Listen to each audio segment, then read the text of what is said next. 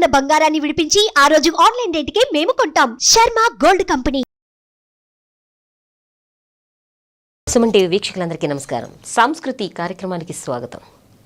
ఇంట్లో తులసి చెట్టు నిద్రపోవటం అనేది దేనికి సంకేతం?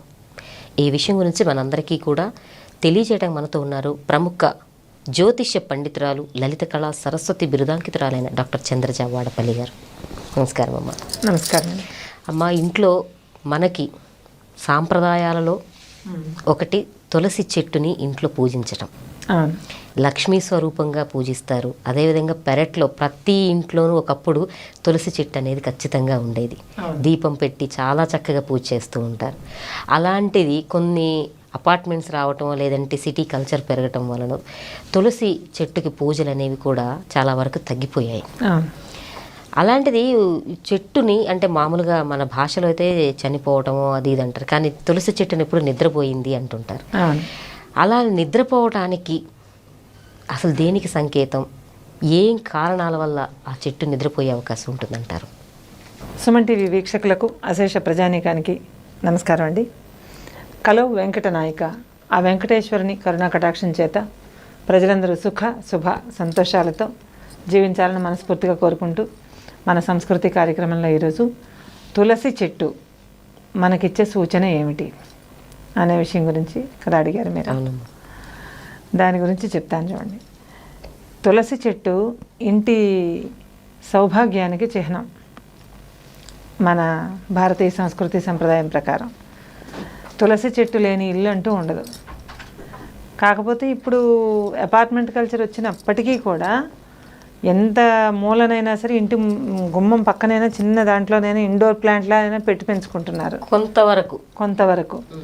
అలాగే పెరడు అది ఉన్నవాళ్ళైతే, వాకిలి అది ఉన్నవాళ్ళైతే పర్వాలేదు, అది వేరే విషయం. అలా చేస్తున్నారు. కాకపోతే తులసి చెట్టు కొన్ని సందర్భాల్లో మనకు తెలియకుండానే పూర్తిగా ఎండిపోతుంది. అంటే కంప మాదిరిగా అయిపోతుంది, మొల కంప మాదిరిగా అయిపోతుంది. ఒక్కటి కూడా పచ్చటి ఆకు ఉండదు, నాశనం అయిపోయినట్టే అయిపోతుంది. అలాగా నాశనం అయిపోయేటటువంటి తులసి చెట్టు దేనికి సంకేతం? అలా పాడైపోతున్న తులసి చెట్టు దేనికి సంకేతం అంటే, అది ఒక రకంగా చెప్పాలంటే కొంత ఇబ్బందికరమైనటువంటి సంకేతం.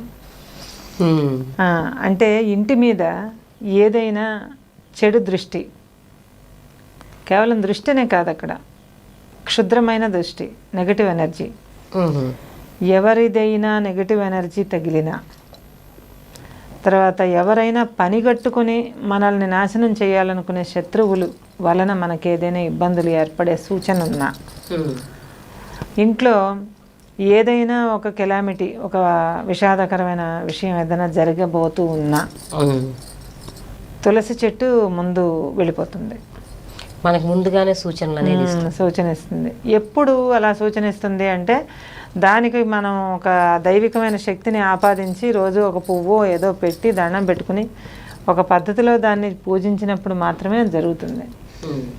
అదేమీ లేకుండా దేవుడు కానీ లేకపోతే ఇంకేది కానీ పాజిటివ్ ఆర్ నెగిటివ్ ఏ రకమైనటువంటి నమ్మకము లేని వాళ్ళ దగ్గర కూడా అలా జరుగుతుంది. ఎందుకు జరుగుతుంది అటువంటప్పుడు అని అంటే, ఆ ఇంటి వాళ్ళ మీద కానీ ఆ ఇంటి మీద కానీ ఏదైనా ఒక దుష్ట శక్తి ప్రభావం ఏదైనా ఉంటే, నెగటివ్ ఎనర్జీ, దుష్టశక్తి అంటే దుష్టశక్తి ప్రభావం ఏదైనా ఇంటి మీద పడబోతోంది అన్నదానికి సూచనగా ఉంటే, ఆ ఇంట్లో వాళ్ళ నమ్మకాలతో సంబంధం లేకుండా అది ముందే వెళ్ళిపోతుంది. కావాలంటే మీరు చాలా క్లియర్గా గతాన్ని ఆలోచించుకొని చూసుకోవచ్చు. ఎందుకంటే మనకి గుడిలో తీర్థం దగ్గర నుంచి మనిషి చనిపోయేటప్పుడు కూడా తులసి తీర్థాన్ని పోయాలంట.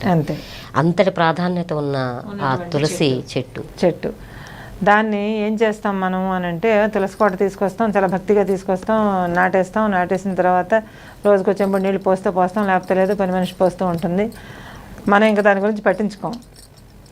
అలా ఉండకూడదు. అలా ఉండకుండా తులసి చెట్టు సూచన మనకి తెలియాలి అంటే, మనకి ఒక శుభాశుభాలు అన్నీ కూడా అర్థం కావాలి అంటే, దానికి మనం చేయాల్సింది ఏంటి అని అంటే, ప్రతిరోజు తులసి దర్శనం చేసుకోవాలి. తులసిని చూసి నమస్కారం చేసుకోవటం, ఒక పువ్వు ఏదైనా పెట్టడం, దండం పెట్టడం, అంతకుమించి ఏం ఆశించదు తులసి మాత.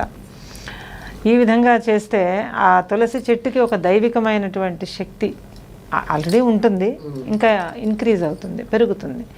పెరగడం వల్ల ఏమవుతుంది, మన ఇంటి మీద ఏదైనా చెడు దృష్టి పడినా, ఒక నెగటివ్ ఎనర్జీ తలకు ప్రభావాలు ఎక్కువ పడినా వీటి నుంచి మనల్ని హెచ్చరిస్తుంది, అది వార్నింగ్ ఇస్తుంది. వార్నింగ్ ఇచ్చి అది ముందు ఆకులు రాలిపోయినాయి అని అంటే ఇంట్లో ఏదైనా ఇబ్బందికరమైన సన్నివేశాలు ఎదురవుతాయి.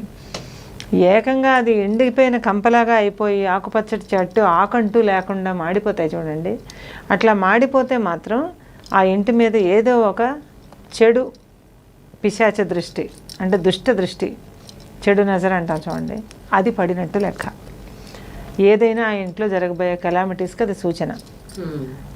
అటువంటిది ఏదైనా ఉన్నప్పుడు మాత్రం మీరు కొంచెం జాగ్రత్తగా ఇల్లు పెద్ద గండాలను కూడా సూచిస్తుంది. ఎవరెవరు వస్తున్నారు, ఎవరెవరు పోతున్నారు, ఏం జరుగుతోంది ఇంట్లో వాళ్ళు ఎలా ఉన్నారు, ఈ విషయాలు మనం ఒకసారి సరి చేసుకుని చూసుకుని, అయితే అంత మాత్రం చేత ఆపేయగలమా అంటే ఆపచ్చు. ఎట్లాగా ఆపచ్చు అని అంటే ఏదో ఒక సోమవారం నాడు దాన్ని తీసేసి, ఆ తులసి చెట్టుని తీసేసి, ఆ కోటలో ఉన్న మట్టి అంతా కూడా మార్చేసి కొత్త మట్టి వేసేసుకుని, మంచి రోజు ఏదైనా చూసుకుని కొత్త మట్టి వేసేసుకుని, బయట నుంచి లక్ష్మీ తులసి, విష్ణు తులసి, అంటే నల్లటి తులసి, తెల్ల తులసి రెండు కలిపి ఇదొక పిలక అదొక పిలక చిన్న చిన్నవి తెచ్చి మళ్ళీ దాంట్లో నాటుకుని, దానికి ఎన్ని మీరు ఒకటి గమనించండి, ఎన్ని ఎరువులు వేసినా అది పెరగదు. ఓకే, సాధారణంగా దానంతా అది పెరుగుతుంది తులసి ఎప్పుడు కూడా.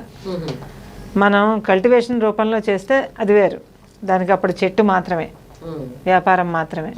అలా కాకుండా ఇంటి లక్ష్మిగా భావించుకుని మనం పెట్టుకున్న తులసి మొక్క మనం ఎన్ని రకాలైన ఎరువులు వేసినా సరే అది ఆకులు వేయదు. మనం దాని మీద పెట్టే దృష్టి, మనం దాని మీద పెట్టే భక్తిని బట్టి అది పెరుగుతుంది. కాబట్టి కొత్త చెట్లను వేసుకుని రెండు కలిపి వేయాలి, ఒకటి వేయకూడదు, రెండు కలిపి నాటుకుని రోజు దానికి దీపం పెట్టుకుని ఒక అగరబత్తి పెట్టి, రాబోయే ఇబ్బందుల నుంచి మమ్మల్ని కాపాడు, కనీసం కొట్టడానికి వచ్చిన వాళ్ళు తిట్టి వెళ్ళిపోయినట్టు చేయమంటే చాలు, అంతే కదా. అంటే పెద్ద కష్టం రాబోయేది చిన్న కష్టంగా తేలిపోతే చాలు. ఎందుకంటే విష్ణు వల్లభ కదా తులసి, కాబట్టి విష్ణువుని లక్ష్మిని కలిపి పూజించినట్టు, లక్ష్మీనారాయణ స్వరూపం కనుక ఆ విధంగా మనం ప్రార్థన చేసుకుని తులసి చెట్టుని మళ్ళీ నాటి మళ్ళీ ప్రతిష్టాపన చేయాలన్నమాట. చేస్తే ఈ చెడు దృష్టి నుంచి, రాబోయే నెగటివ్ ఫలితాల నుంచి మనం బయటపడే అవకాశం ఉంటుంది. చాలా చక్కగా తెలియజేశారమ్మా. అంటే తులసి ఆ చెట్టు అనేది ఎంతటి సంకేతాలను ఇస్తుంది అనేది పవర్ఫుల్, చాలా చక్కగా తెలియజేశారు. అంటే ప్రతి ఒక్క అంశము కూడా మనకు ముందుగా గుమ్మం దగ్గర నుంచే తెలిసిపోయే అవకాశం, తెలిసిపోతాయి. అలా ఆ చెట్టు నిద్రపోవటం కానీ, లేదంటే ఆకులు అనేది వేయకపోవటం, మాడిపోవటం కానీ ఎన్నో రకాల సంకేతాలు ఉంటాయి. చాలా జాగ్రత్తగా ఉండండి, ఇలా జరగబోతుంది అన్నట్లుగా, ఏదో ఇబ్బంది రాబోతుంది జాగ్రత్త అని హెచ్చరిస్తుంది. ఈ మొక్కల రూపంలో మనకి దేవుళ్ళు అనేవాళ్ళు ఇలా మన ఇండియన్ సంస్కృతిలో, భారతీయ సంస్కృతిలో మొక్కలు కూడా మనకి, అవును, దేవుళ్ళతో, వృక్షాలు కూడా వనదేవత అంటాం. అవును, అట్లాగా. అందుకని ఈ విధంగా చెక్ చేసుకోండి ఎప్పటికప్పుడు, ఏ రకమైన అశుభాలు లేకుండా అందరూ సుఖంగా ఉండండి. ధన్యవాదాలమ్మా. విన్నారు కదండి చంద్రజమ్మ గారి మాటల్లో తులసి మొక్క అనేది ఎటువంటి సంకేతాలను ఇస్తుందో, ఆ సంకేతాలు అనేవి ఏ విధంగా మనము మార్చుకోవచ్చు, లేదంటే ఆ మొక్కని మార్చుకోవటం వల్ల మనకు వచ్చే ఇబ్బందులు కావచ్చు, గండాల నుంచి ఏ విధంగా తొలగి, లేదంటే కొంచెం తగ్గించుకోవచ్చు, ఇవన్నీ కూడా మనకి తెలియజేశారు కదా. ఈ వీడియో కూడా మీకు నచ్చుతుందని ఆశిస్తూ మరొక చక్కని అంశంతో మళ్ళీ సంస్కృతి కార్యక్రమంలో కలుసుకుందాం. నమస్తే. మన సంకల్ప సిద్ధిరస్తు.